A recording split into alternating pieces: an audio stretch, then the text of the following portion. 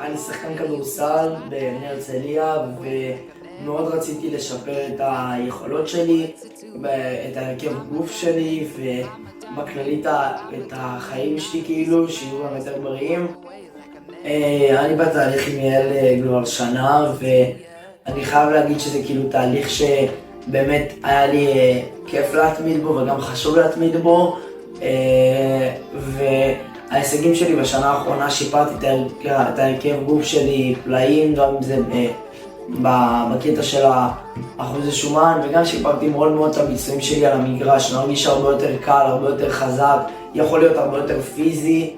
אני באמת לא נמנע כאילו כבר משום דבר, והיה לי ניסיון בתהליכים קודמים שנמנעתי בדברים. עכשיו זה עבד והכל, אבל פשוט לא לאורך זמן, ופה שלא נמנעתי בדברים אז זה עזר לי מאוד.